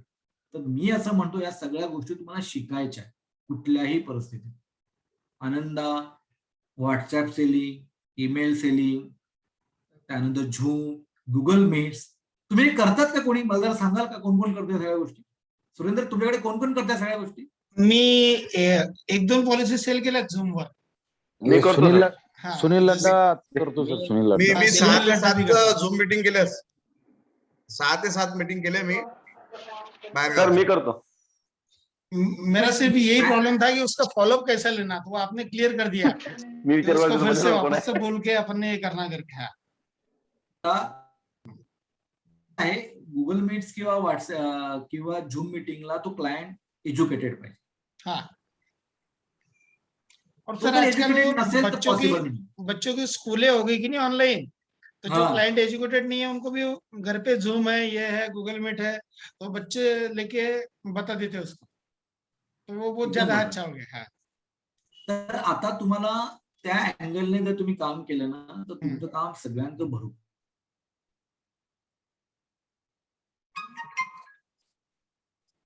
कळालं की 8 का 10 जण MDIT. गॅलेक्सी मेंबर कोण आहे? मला नाव सांगितलं, मला लक्षात नाही. आसिफने कोण आहे गॅलेक्सी मेंबर तुमच्याकडे? नितीन आहे, नितीन तापडिया. नितीन आणि मनोज राऊतची एंट्री झाली आता. नाही, एंट्री नाही झाली. 0.41% सर हुकलं. कोणाचं? माझं मनोज राऊत. अच्छा अच्छा अच्छा अच्छा, तुमचं रोखलं का? सर माझं लॅप्सेशन आलं होतं 10.41%. तर त्यांनी त्याच्यामध्ये कोविड असून फक्त ते म्हणे कमिशन मध्ये तुम्हाला हे आहे म्हणे, पण लॅप्सेशन मध्ये नाही. 0.41 गेलं माझं यावर्षी. नाही, कॉर्पोरेट क्लब मेंबर होणं गरजेचं आहे. भरपूर फॅसिलिटी कॉर्पोरेट क्लबच्या. आणि मिनिमम एजंट म्हटल्यानंतर मिनिमम क्वालिफिकेशन MDIT मिनिमम पाहिजे. मी तर सर माझं या महिन्यामध्ये मिसेसचं झालं सर 2-3 तारखेला. क्या बात, व्हेरी गुड. हा हो सर. मस्त, फारच चांगलं काम चाललंय. हो. आणि तुमच्या ग्रुपमध्ये ज्यांच्याकडे सीलाय आहे, किती हा. सुपरवायझर एजंट एमडीआयटी झाले तुमचे? नाही आता माझी मिसेस झाली सर, माझ्या याच्यामध्ये आहे सुपरवायझर. ते तर तुम्हीच केलं म्हणून मी एजंट. नाही अजून एक होईल सर. माझ्या याच्यात 21 टीम आहे माझी, त्यातले 15च लोक ऍक्टिव्ह झाले, बाकीचे काही झाले नाही. आणि आता त्यातला एक जवळपास 100% होईल एमडीआयटी. सुनील तुझं काम कसं चाललंय सिलायमधलं? चांगलं चाललंय सर. राम सर यावेळेस माझे 4 एमडीआरटी होतील. वाव, मागच्या वर्षी किती झाले होते? मागच्या वर्षी 2.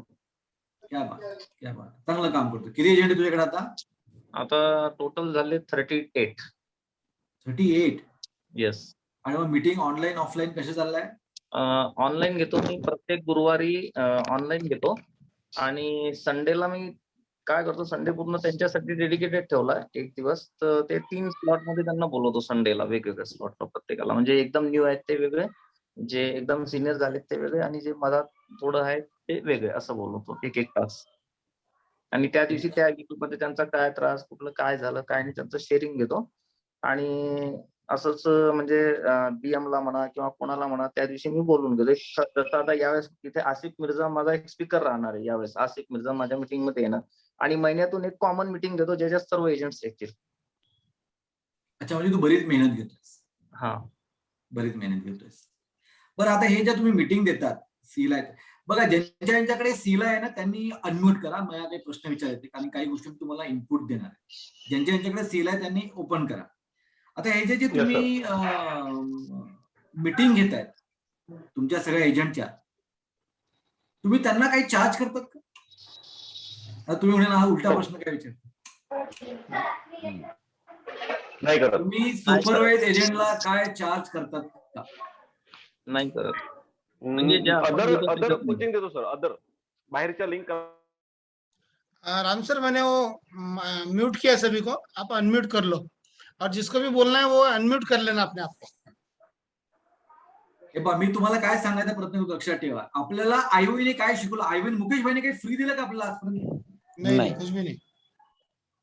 मारवाडी आहेत ते, गुज्जू लोक आहेत. आपण त्यांच्याकडनं काय शिकायला पाहिजे? की फ्री ट्रेनिंगला महत्व 0 आहे. लोक कॅज्युअली घेतात. तुम्ही आज 15, 20, 25 वर्ष काम करता, तुमचा सगळा एक्सपिरियन्स त्यांना बाय हार्ट सांगता. तुम्ही त्याला आपल्यासारखं बनवायचा प्रयत्न करत आहात. आणि ज्यांची ही मानसिकता आहे तेच लोक सीला घेतात. ज्यांना शेअरिंग करायला आवडतं तेच लोक सीला घेतात. ज्यांना शेअरिंग करायला आवडत नाही ते सीला घेत नाही. दिस इज करेक्ट? हे करेक्ट आहे की नाही करेक्ट आहे?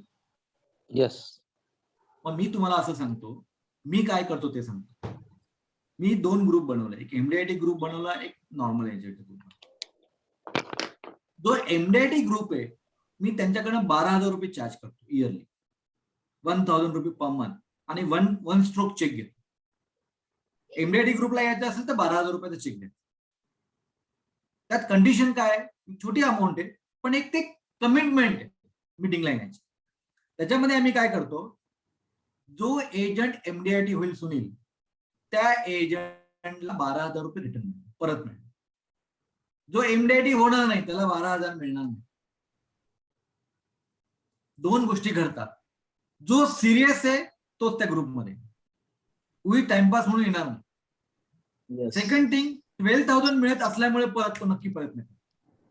आम्ही त्यानुसार 12,000 नाही देणार, त्याचा सत्कार करणार, त्याच्या मिसेसचा सत्कार करणार, मोठं फंक्शन ठेवणार, त्याला आम्ही ब्लेझर देणार, आम्ही सगळ्या गोष्टी करतो. कारण जोपर्यंत अप्रिशिएट तुम्ही त्या एजंटला करत नाही 4 लोकांसमोर, बाकीचे एजंट मोटिवेट होणार नाही. त्यात आपला स्वार्थ आहे. पण फ्री देऊ नका ट्रेनिंग, फ्री देऊ नका. एजंटला सांगायचं यू हॅव टू चार्ज, त्याला पैसे लागतात. ठीक आहे, त्याच्या मीटिंगला माझ्याकडे ऑफलाईन असताना आमच्याकडे चाय, ब्रेकफास्ट सगळं मिळतो, तो प्रश्न नाही. आपण ते पैशासाठी, आपल्याला त्या 12,000 बिलकुल पण इंटरेस्ट नाही. पण आपण एकच शिकलो इन्स्टिट्यूट मध्ये, काही फ्री देऊ नका. येस. याचा इतका इम्पॅक्ट होतोय, दरवर्षी एक एक एजंट माझ्याकडे वाढतोय. त्यांच्यामध्ये कॉम्पिटिशन स्टार्ट झाली आणि सहज देतात. म्हणजे दरवर्षी जानेवारीमध्ये फटाफट लोक आम्हाला पैसे देऊन टाकलेले असतात. जर नॉर्मल ग्रुप मधला एखाद्या एजंटला वाटलं किंवा त्याचा बिझनेस चांगला होत असेल तर तो स्वतः म्हणतो सर मला एमडीआयटी ग्रुपमध्ये घ्या ना तुम्ही. मी व्हॉट्सअपचा ग्रुप पण त्यांचा वेगळा बनवला, मीटिंग पण वेगळी बनली, ते एकत्र कधी येतच नाही. मोठं फंक्शन असेल तरच ते एकत्र येतात. पण त्याला यायचं असेल he has to give 12,000. तर हे मी का करतो तुम्हाला का सांगतोय, याच्यात इंटेन्शन 12,000 कमवणं नाहीये. याच्यातला इंटेन्शन जे आहे तुमचा जो वेळ तुम्ही काढता, जसं सुनील म्हटला संडेचा पूर्ण दिवस काढतो, ही जी वेळेची किंमत आहे ना ही त्यांना कळली पाहिजे. ते सिरियस व्हायला पाहिजे. त्यांनी म्हणजे मानसिकताही बदलून जाते सर त्याच्यात. त्याला मानसिकताही त्याची बदलते की मी काहीतरी डिफरंट ग्रुपमध्ये आहे. येस. तर तुम्ही पैसे घ्या असं म्हणणार नाही, पण मी जे घेतो तुम्हाला मी शेअर करतोय, तुम्हाला घ्यायला हरकत नाही. आणि बघा त्याचा रिझल्ट काय, बेस्ट रिझल्ट होईल असं मला वाटतं. एकदम बढिया सर. आपको सर कस्टमर मीट वगैरे लेते हैं? आता आणि 2010 मध्ये तुम्ही 2010 मध्ये घेतलं होतं. CLI काय सॉरी मी ऐकलं नाही, काय म्हटलं सुनील? नाही, CLI ची गोष्ट सांगितली, मला खूप आवडली आणि आनंदाने मी सांगू इच्छितो या ग्रुपमध्ये डिव्हिजनचे टॉप CLI आम्ही तिघं बसलेलो, विशाल पोपटानी, रवींद्र साबळे आणि मी सुनील लड्डा आणि भगवान त्रिंटे. डिव्हिजनचे 4 टॉपर इथं बसलेलो होतो आम्ही आणि एक जबरदस्त आम्ही आज शिकलो तुमच्याकडून. खूप छान गोष्ट शिकलो. Thank you Ram sir. Thank you. Customer meet Surendra मी 2010 मध्ये घेतली होती, त्यानंतर कस्टमर मीट नाही घेतली आणि आता उलट चान्स आहे तुम्हाला कस्टमर मीट घ्यायचा.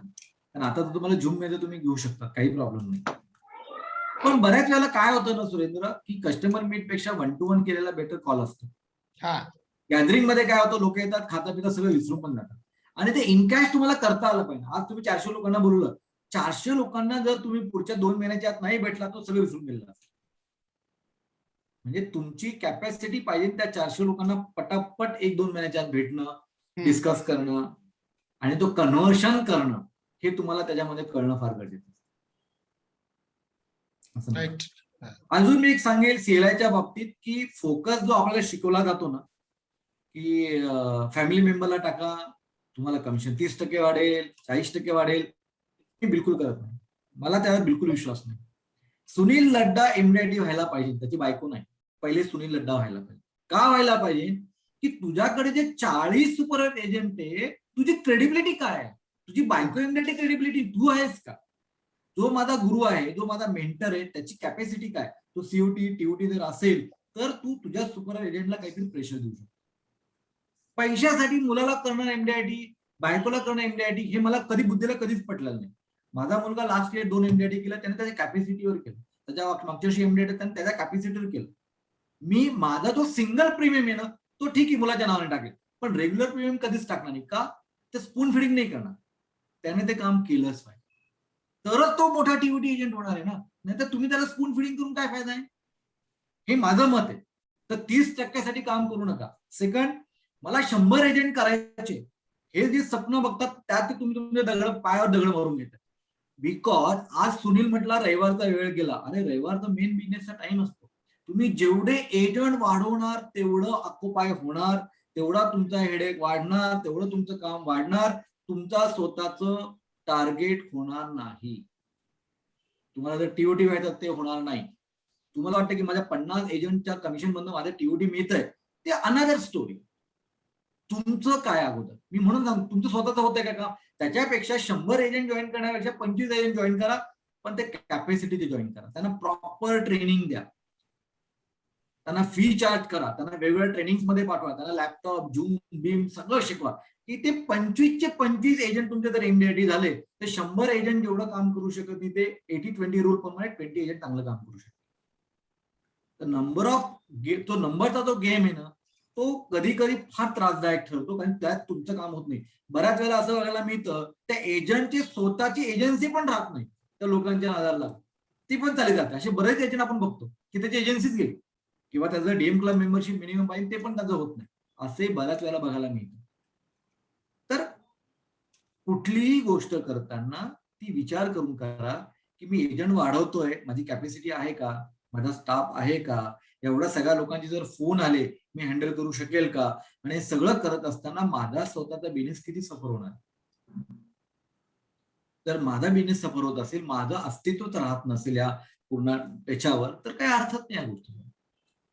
तर सगळ्यात अगोदर तुमचा बिझनेस इम्पॉर्टंट आहे, तुमचं स्टेटस इम्पॉर्टंट आहे, तुमची क्लब मेंबरशिप इम्पॉर्टंट आहे, त्याच्यानंतर ही शाळा घ्यायची. आपल्याला नुसतं मास्तर होण्यात इंटरेस्ट नाही.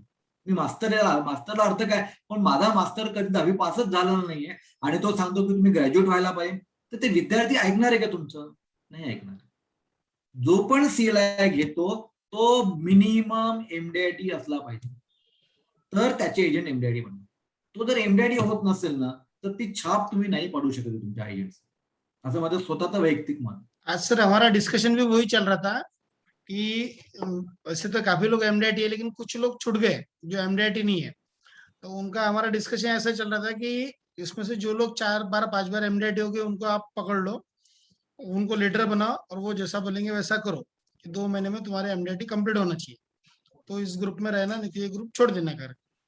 तो आप आने के पहले हमारा वही डिस्कशन चल रहा था कि हमने IOE को पैसे दिए, CC में है, और फिर भी अगर MDIT भी नहीं किया तो ग्रुप में रह के मतलब नहीं है। नाही सुरेंद्र, त्याला कारण काय माहितीये का, आपण ना जनरल स्टोर जे ओपन करतो ना, ते हा, सगळं तुम्हीच करतात ना. अच्छा, आता सुनील बसला ऑफिस मध्ये, हाँ हाँ मग त्याचे 40 एजंट आहे, 2 एजंट आले, त्याचे 4 तास चालले गेले. बस सुनीलला वेळच भेटत नाही की मी आता कोणाला प्रॉस्पेक्टिंग करू, कोणाला जाऊन भेटू, कोणाची मिटिंग घेऊ. त्याचं काम तर सफर होतंय ना. आणि आपल्याकडे कसं आहे, कोणी कॉल करून कोणीच येत नाही ना, डायरेक्ट लोक येतात आणि तुम्हाला नाही बोलता येत. आमच्या इकडे तर डायरेक्टच आहे सर. आमच्याकडे कॉलची भानगड नाही, कोणाची मीटिंग नाही, डायरेक्ट जा डायरेक्टच बस. त्याच्यामुळे काय होतं सर, तुमचा अख्खा दिवस वाया जातो ना. हा बरोबर. राऊत साहेब, हो सर. अख्खा दिवस वाया जातो तुमचा. असं नका. सुनील आणि मी एकाच गावात राहतो सर, चिखली. अच्छा. हो. तर त्याच्यामुळे काय होतंय ना, तुमचा वेळ भरपूर जातोय सगळ्या गोष्टी, हे तुम्ही हो. विचारच करत नाही. बरोबर. पण त्याच्यापेक्षा क्वांटिटी पेक्षा क्वालिटीचा विचार का नाही? 4 लोक मी कमी ठेवेन, पण त्यांना एकदम एक्सपर्ट करेन. की बघा, आपला एक रूल आहे, once MDIT lifetime MDIT. एकदा MDIT तो करायला लागला तो करणारच आहे. त्यालाही ते प्रेस्टिज ठेवायचं आहे, त्यालाही ते काम कम्प्लीट करायचंच आहे. उगीच 12 पॉलिसी करणारा माणूस एवढं डोकं खाणार तुमचं, एवढा छळणार, एवढा त्रास देणार की त्यात तुम्हाला काहीच मजा येत नाही. तर हे माझं मत आहे की मी क्वालिटी विचार करतो. मला जास्त लोक नकोच आहे, कमीत कमी लोक आहेत. कमीत कमी लोकात मी मॅक्झिमम कसा आउटपुट देऊ शकतो LIC ला, ते माझं सगळ्यात महत्वाचं आहे. माझा फॉर्म 16 कसा वाढेल त्या कमीत कमी लोकात, तो माझा मेजर आहे. मी जे कॅलिबर केलेले एजंट आहे ते मॅक्झिमम ट्रेनिंग कसं केली, ते गोपीनाथचं असू दे, काझीमचं असू दे, त्या क्वालिटीचे एजंट मला, तरच त्या एजन्सी देण्यात पॉइंट आहे. अदरवाईज अपना टाइम वेस्ट करना, बाकी क्या। सर एक क्वेश्चन मेरे को पूछना है। मैंने 10 बार MDIT किया, लेकिन जैसे थोड़ा पर्सनल क्वेश्चन है, लेकिन 10 बार MDIT करने के बाद में मेरे को ऐसा लगता है कि मैंने बहुत बड़ा तीर मार लिया, तो बाद में फिर मैं आगे ही नहीं बढ़ता ऐसा, तो वहीं पे कहीं तो भी गाड़ी रुक जाती रहती है। तो ये चीज को माइंड में से कैसे हटाना? कारण की काय आहे ना, तुम्ही एक एम बनवलाय MDIT म्हणून, तुम्ही तुमचा एम चेंज करायला पाहिजे ना सर. आज MDIT आहे, मला पुढच्या वर्षी डबल MDIT करायचंय, मला COT करायचंय. बरं, आता ते करण्यासाठी मागच्या वर्षी जे तुम्ही काम केलं तेच काम जर ह्या वर्षी करणार असेल तर सेम कॉपी पेस्ट होणार. मी वेगळं काय करणार, मी या वर्षी वेगळा ऑर्बिट कोण शोधणार आहे, माझा क्लायंट बेस कसं चेंज करणार, माझे डे टू डे ऍक्टिव्हिटी मी कशा चेंज करणार, माझ्या स्वतःमध्ये मी कसं अपग्रेडेशन करणार आहे, हे जेव्हा तुम्ही विचार करायला लागाल, मनन करायला लागाल, वेळ काढाल, तुमचं शेड्यूल बनवणार, गोल बनवणार, तरच तुम्ही नेक्स्ट लेवलला जाणार.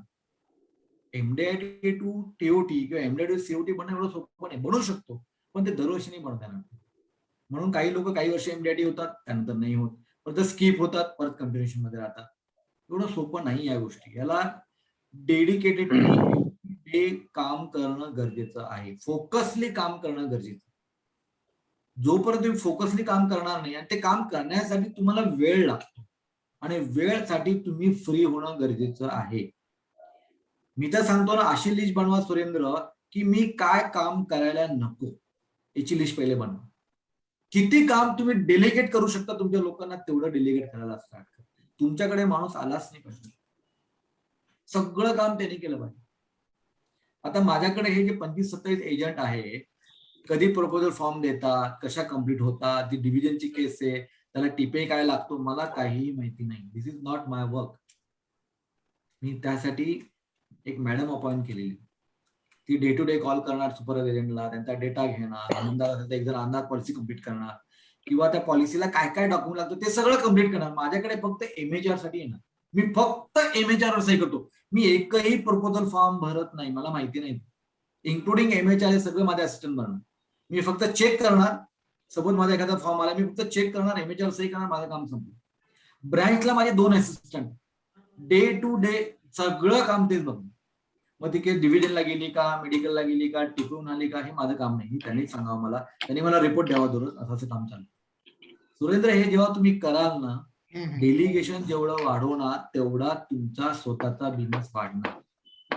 तुम्ही दरवर्षी 10 एजंट वाढवले, तुम्ही आहे त्या कॅटेगरीनं खाली यायला चान्सेस जास्त. कारण कामं वाढवताय तुम्ही स्वतःचे, तुम्हाला वेळ कुठे सगळ्या गोष्टी करणार. म्हणून तुम्ही MDIT केला. MDIT मध्ये का राहतात? तुमच्याकडे टाइम नाही सर. सकाळपासून रात्रीपर्यंत तुम्ही नुसते फिरताय किंवा नुसते मीटिंग अटेंड करताय किंवा नुसतं लेक्चर देतात समोरच्याला. तुम्हाला वेळ नाही भेटत आहे. डेलिगेट करावं लागेल सगळं डेलिगेट. ठीक आहे. आणि तुमच्या सुपरवाइज एजंटला शिस्त लावा.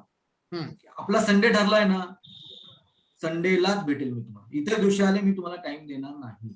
हे क्लिअर कट करा. त्याला शिस्त लावली ना, तुम्ही जर समज एक दिवस ठरवलं, जर सुनीलने संडे ठरवलं, संडेला काही पण आहे, सगळे प्रॉब्लेम सॉल्व्ह केले. तू मंडेला माझ्याकडे आला, मी तुला टाइम देईल, हे त्याला क्लिअर सांग, तर तुमचा टाइम वाचणार आहे. बहुत बढ़िया. करीब करीब सभी क्वेश्चंस हो गए. किसी का कोई क्वेश्चंस पूछना है क्या? लास्ट के 5 मिनट्स है. नितिन, सुनील, मनोज, प्रवीण, महेश. सर मैं मनोज बोल रहा. हाँ बोल. हाँ सर, राम सर. बोला ना, ऐकतो मी, बोला. हा सर, माझंही जवळपास 9-10 वेळेस आता MDIT झालं. यावर्षी सर मी 100% TOT करायचंय मला. आणि त्या हिशोबाने माझं म्हणजे ते प्लॅनिंग चालू आहे. आता माझं ऑफिशियली थोडस मी त्याच्यामध्ये म्हणजे कमकुवत आहे, पण मी काम किती करू शकतो, किती लोकांना भेटू शकतो तेवढी कॅपॅसिटी आहे माझ्यात. पण मग मी थोडस कामाचं आता कसं केलं, सर्व्हिसिंग माणसाकडेच हे केलं, परंतु TOT मला 100% करायचं. चांगलं आहे, व्हेरी गुड. तेरे को क्वेश्चन क्या पूछना है राम सर को? कि राम सर TOT करा दे कि क्या करा दे? हो सर ने मेरे को हेल्प करने को होना, यही मेरा क्वेश्चन है. नहीं अरे वो तो हेल्प करने और को मैं तैयार है. क्या करूँ उसमें? पर्टिकुलर तेरे को क्या पूछना है? हाँ वो मी क्वेश्चन सगळ्यांना एकच उत्तर काय दिलंय, डेलिगेशन करा. एक डेलिगेशन सगळ्यात मोठं डेलिगेशन करा. सेकंड, झूमला यूज करा. मॅक्झिमम कॉल, अनावश्यक कॉल किंवा तुम्हाला वाटतंय म्हणून करणारच नाही किंवा करत असेल माहिती नाही, पहिला कॉल झूमवर घ्यायचा. अरे बापरे. वाटलं कॅपॅसिटी तर जाऊन भेटा ना ऑफलाईन, मला काही म्हणणं नाही भेटाबद्दल, पण पहिल्यांदा त्याला झूमवर भेटून. थर्ड, सुपरवाइज एजंटला स्पेसिफिकली डे द्या. तो आला ना नंतर त्याला एंटरटेन करायचं नाही. Boss, this is my time, this is not your time. तुला असेल तू कॉल, तुम्हाला कॉल कर, मी 5-10 मिनिटं तुझ्याशी बोलेल फोनवर, पण तू माझ्या समोर 2 तास मी तुला देऊ शकत. हे स्ट्रिक्टली वापरा. हे जर तुम्ही नाही केलं ना, तुमचा बिझनेस परफॉर्मन्स तसाच राहणार आहे, तो मागच्या वर्षी तर चेंज नाही होणार. राइट. स्वतःचं स्टेटस इम्पॉर्टंट आहे. और किसी को कोई क्वेश्चन पूछना है? अंशुल, महेश. हेलो. हाँ मला विचारायचं आहे. हाँ, नाम बोलो आपका पहले. प्रवीण बोल रहा हूँ. हाँ बोल. प्रवीण बोला. सर एक विचारायचं होतं की NRI पॉलिसीज ऑनलाईन वर कशा सेल करता आणि या दिवसामध्ये त्या सेल होतात का, की काही वेगळे रूल्स आहेत? मी तेच तर सांगतोय बऱ्याच वेळापासून. NRI ऑनलाईन नाही होतो साहेब. NRI ला ऑनलाईन नाही करतायत. NRI लोकांच्या मीटिंग ऑनलाईन घेऊ शकतात, पण त्याला डॉक्युमेंटेशन तुम्हाला पाठवावं लागेल बाय पोस्ट, त्याला मेडिकल तिथेच करावं लागेल, त्याला सगळ्या हार्ड कॉपी LIC ला पाठवावं लागेल कुरिअरने. ते सगळं करावं लागणार आहे. ऑनलाईन होत नाही कुठलीही पॉलिसी ऑनलाईन. आनंदा ऍप NRI साठी नाहीये, लक्षात ठेवा. नहीं, उसका क्वेश्चन ये है सर कि कोई क्लाइंट अगर अभी US में बैठा है तो उसको मैं यहाँ से पॉलिसी बेच सकता क्या? 100% बेच सकते. बेच सकता. 100%. सिर्फ वो जो फॉर्मेलिटीज है सभी करना पड़ेगा. सगळी फॉर्मेलिटी. प्रवीण करेक्ट है ना, ऐसे ही ना? हाँ, बरोबर. ठीक है। हाँ, और महेश तेरे को कोई क्वेश्चन?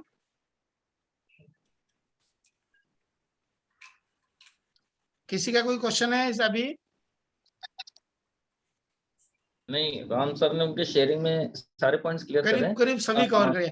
और सर सिर्फ 1-2 मिनट लेंगे आपका। प्रोसीजर थोड़ा उल्टा हो रहा है। हेलो। आसिफ आसिफ सुन रहा है हेलो। क्या? आसिफ, हेलो सुरेन सुरेन। हाँ हाँ, बोल बोल। अरे ये एनआरआई के जो अभी बोले सर ने अभी, तो वो क्या बोले अभी, ऑनलाइन क्या बोले, अपन सेल कर सकते क्या पॉलिसी? हाँ हाँ, कर सकते। ऑनलाइन सेल नहीं ये कर सकते हैं, ऑनलाइन मीटिंग कर सकते हैं। मीटिंग कर सकते हैं ना? डॉक्यूमेंटेशन वगैरह है, आपको ऑफलाइन में ही भेजना पड़ता है। Okay okay. और तो आनंद अगर ऐप अगर एनआरआई के लिए नहीं है। अच्छा ठीक है सर, अगर वो पॉलिसी अगर ये अपना क्लाइंट अगर पॉलिसी लेने के लिए अगर रेडी अगर है, अगर और यहाँ पे नहीं, इंडिया में नहीं है, अगर वो वहीं पे ही है जहाँ पे वो रहता है, तो सर उसके मेडिकल वहां पे कर सकते हैं क्या वहां पे वो? यस, मेडिकल वहां पे कर सकते हैं, कोई प्रॉब्लम। ओके ओके ओके, ठीक है। मेडिकल उधर ही करना पड़ता है उसको। मेडिकल वहीं पे हो जाएगा? Yes yes yes. Okay okay. Asif, और आसिफ सर आ एक गए क्या? शॉर्ट, आसिफ, बोला बोला। हेलो। हाँ बोला ना। हाँ हाँ सर, जैसे सर उसके मेन सर उसके जो ये हो ना, सर उसके पासपोर्ट वगैरह लगता है ना उसके लिए, ये पासपोर्ट वीजा लगता है ना उसके लिए, डॉक्यूमेंट्स उसके मेन जो लगता है। बराबर है, तो ये सारे डॉक्यूमेंट उसको प्रिंट आउट निकाल के सेल्फ अटेस्टेड करके LIC ऑफ इंडिया के एड्रेस पे उसको भेजना पड़ता है। Okay okay, right right. और LIC क्या करती है, सपोज मुझे सुनील इज इन US, अगर सुनील का मुझे पॉलिसी करना है और उसको जी हाँ, ब्लड जी। टेस्ट है और ECG है, तो जो FMR फॉर्म रहता है वो डिवीजन से लेना है। FMR फॉर्म आपको कुरियर करना है, फिर वो ओके FMR ओके फॉर्म जाके उधर डॉक्टर से भरेगा, उधर ECG करेगा, ब्लड रिपोर्ट करेगा, और ये पैथोलॉजिकल ऑल रिपोर्ट्स उसको LIC को भेजना है। उसके बाद ये पॉलिसी कंप्लीट होगी। और जो प्रपोजल ओके फॉर्म ओके है वो भी आपने को भेजना पड़ता है। प्रपोजल फॉर्म पे विटनेस करके जिस डॉक्टर ने उसका मेडिकल किया उसका साइन लगता है विटनेस की वजह से। Okay okay, right right. जहां जहां भी विटनेस है वो सब डॉक्टर करेगा, जिस डॉक्टर ने उसका ओके। मेडिकल, आपको नहीं करना है विटनेस। चलो चलो, thank you so much sir for nice information. तर माझ्या तुम्हा सगळ्यांना सदिच्छा आहे की सगळ्यांनी MDRT COT TUT करावं। चलो 1-2 मिनट से। सुपरवाइज एजंट पण आसिफ आ गया? MDRT आसिफ नक्की मिर्जा, घ्यायला पाहिजे। हे सगळ्यांनी करायला आसिफ, पाहिजे आसिफ है क्या कनेक्टेड? नहीं है अभी। हाँ हाँ है ना। अरे हेलो। भाई इंट्रोडक्शन देना भाई, गेस्ट अभी जाने हो गया, अभी हो गया सर। सर 2 मिनट से लास्ट में जो जो आसिफ को इंट्रोडक्शन करना था मैंने बता दिया आपको सब कुछ। नहीं sir, 2 minute 2 minute. Asif Asif continue कभी स्टार्ट। आसिफ कभी भी लेट लटीफ है, हमेशा वैसे अरे ही रहता है उसका। लेट की बात नहीं, कनेक्टिविटी का बहुत ज्यादा प्रॉब्लम है, इसलिए वीडियो भी ऑफ स्टार्ट करके कर, रखा हुआ है। स्टार्ट। जी। अच्छा, तो आज जो राम सर ने अपने छोटे से रिक्वेस्ट पे MM में आकर मुझे जो गाइडेंस दिया है वो बहुत ज्यादा पावरफुल था। और एक मैंने बचपन में वो रामायण सीरियल जो चलती थी टीवी पर, उसमें एक बार देखा था एक एपिसोड में, जो भगवान राम जैसे जंगल में जाते और वो पत्थर वहां पर पड़ा हुआ रहता, शिला जिसको बोलते हैं, और उसको राम जी का पैर लगने के बाद में वो औरत सी बन जाती, वो अहिल्या बन जाती शायद से। तो वैसे ही राम भैया के जो साथ हमें इस MM ग्रुप को मिला है, तो उनके जैसे राम जी के पैरों के दर्शन से वो अहिल्या, पत्थर अहिल्या बन बहुत गई बढ़िया, थी। बहुत मस्त। वैसे राम भैया के सदगुण से हमारा MM भी TOT MM बन जाएगा। अरे वाह जी वाह, बहुत बढ़िया, मस्त। राम सर, और हाँ। बोला। एक मिनट, उसका आसिफ का इंट्रोडक्शन कंप्लीट होने दे, पहले तो लास्ट में शुरू हुआ इंट्रोडक्शन। कंटिन्यू आसिफ। हाँ, और राम सर किसी इंट्रोडक्शन के मोहताज नहीं है। राम सर का नाम ही काफी इंश्योरेंस सेक्टर के अंदर, राम सर का एक जो ब्रांड है राम नायर, तो राम सर का नाम ही काफी इंश्योरेंस सेक्टर में, LIC में खास करके। और राम सर ने जो है तो 88 में एजेंसी करियर शुरू किया था LIC के साथ में। 88 में एजेंसी करियर शुरू किया था। 2001 में सर का CM क्लब मेंबरशिप आया था, और MDRT सर का जो है तो 2006 से कंटिन्यू अभी तक हुआ है, और वो टोटल 11 बार हो चुका है। कारपोरेट क्लब सर 2012 से है और कंटिन्यू है अभी तक। बाद में COT सर का 2012 में हुआ, gold medallist member of LIC ये भी सर ने हासिल किया है। साथ में सर का लास्ट ईयर में TOT हुआ और करंट ईयर में सर का TOT कंप्लीट होके एक MDRT भी पूरा हो चुका है। और पूरे MDRT ग्रुप अपने अमरावती MM ग्रुप के तरफ से सर को एक शुभेच्छा देंगे कि सर का इस साल डबल TOT हो जाए थैंक यू वेरी मच। और हमें जल्दी से जल्दी सर गुड न्यूज दे डबल TOT की।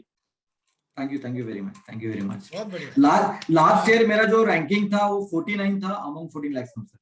अरे वाह, लास्ट ईयर का जी रँकिंग सर। बहुत बढ़िया, बहुत बढ़िया। मला बरं वाटलं तुमच्या सगळ्यांशी बोलून, मला मजा आली थँक्यू सर। डेफिनेटली आपल्या इथं जे कल्चर आहे, आपण जे एकमेकांना मदत करतो, हा, हा.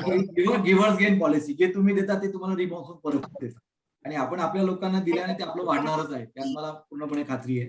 तर सगळ्यांनी आज ज्या ज्या गोष्टी आपण ऐकल्या त्या इम्प्लिमेंट करा, ज्या गोष्टी तुम्ही करत नसेल त्या ऍड करा, तरच त्यातनं बिझनेस वाढणार आहे। पण तुम्ही जर तुमच्या कामाची पद्धत जर चेंज नाही केली आहे तशीच ठेवली तर मग ते काही ग्रोथ होणार नाही, मग ते फक्त ट्रेनिंग होईल, ते इम्प्लिमेंटेशन करणं गरजेचं यस असं मला वाटतं। नितिन, तेरा कुछ लास्ट क्वेश्चन था?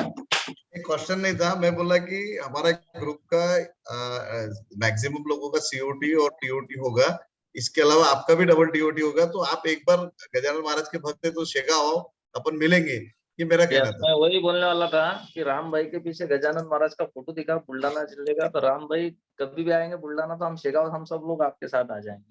मी नितीन सर आणि सुनील, मी दरवर्षी शेगावला येतो, दरवर्षी। आता या लॉकडाऊन मुळे मागच्या वर्षी आलो नाही, अदरवाईज एव्हरी इयर माझं शेगावला येणं असतं।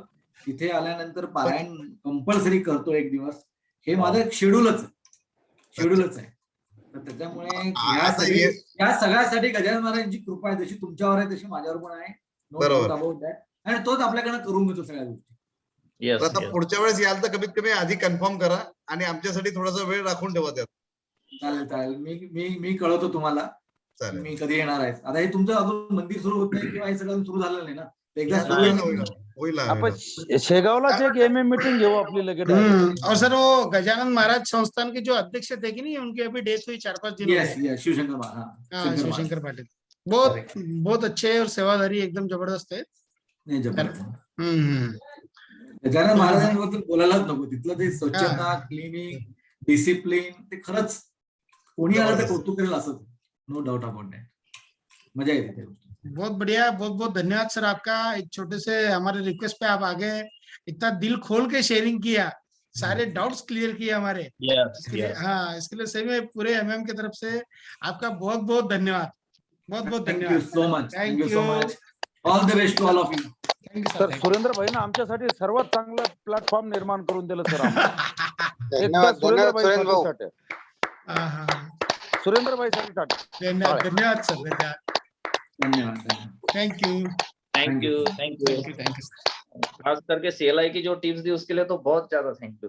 हो सर, तुम्ही सभी टिप्स टिप्स इम्प्लिमेंट करा। हाँ, सभी टिप्स सर, करा। है दिल खोल के आपने बिल्कुल जो 100% स्पष्ट बताया। फ्री ट्रेनिंग देऊ नका, यस आणि तुमच्या मुलाला बायकोला पहिले MDRT करू नका, पहिले स्वतःच MDRT करा। हाँ, 20,000 बघू नका। ये चीज सर बहुत जरूरी है सर, ये लोग सुनते नहीं है। अपना MDRT पहले, बाकी सबका MDRT पहले अपना MDRT करो। Yes thank you sir. Thank you sir, thank you so much. Thank you, धन्यवाद सर। थैंक यू सुरेन भाई। Thank you. सुरेन भाई बहुत बहुत धन्यवाद। अरे मेरा नहीं भाई, तुम आए भाई, हो, आपकी धन्यवाद वजह- मारो। आपकी वजह से आगे हम जुड़ रहे हैं ना उन लोगों से, समझो। अबे राम भाई आज आपकी वजह से मिले ना। हाँ, राम भैया मिले, देखो कितना दिल खोल के बताया राम भैया ने। बहुत बढ़िया बताया, बहुत बहुत बढ़िया, धन्यवाद। बहुत बढ़िया। चलो जी, सभी का। जी बहुत